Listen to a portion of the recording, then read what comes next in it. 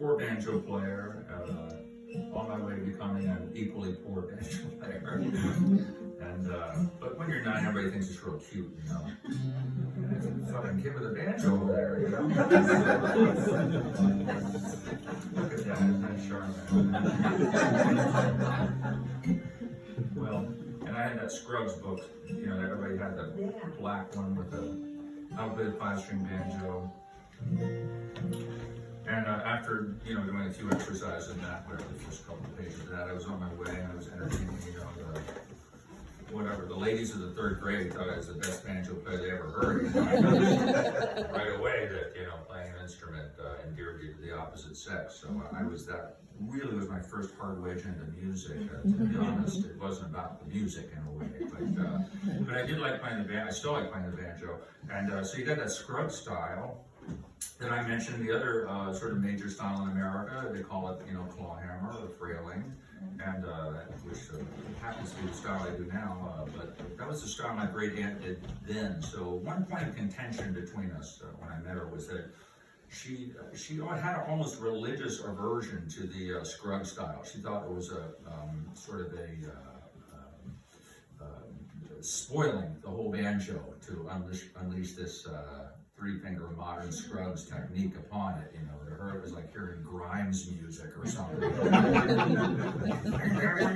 was like, no. And she was very pointed in her denunciation of my Scruggs style. And then the other weird thing that happened when we met her, this is down in the southern part of Virginia, and a few hours from where we lived. And the other thing that happened was, here's this 9-year-old woman, and there's this fiddle player that kind of showed up midday and started playing. And they played together, she on the frailing banjo, and him on the fiddle going,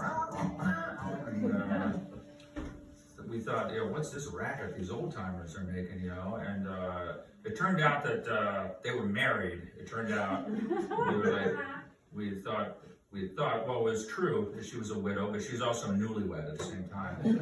And, which, you know, whatever, but looking at it as a 9-year-old, I was like, ew. I thought that sex was exclusively the province of young people, and but nowadays I stand corrected on that. I really came around. But back then I thought it was kind of weird, and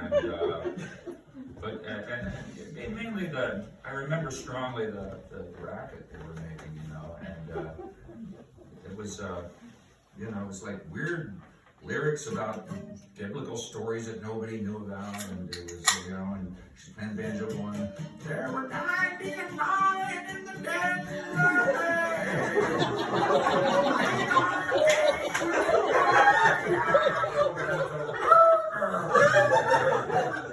fucking nightmare. Those rose-colored things, you know, now that I'm older, I think, it's kind of cold out. It's really pretty cool. Anyway, let's talk about that.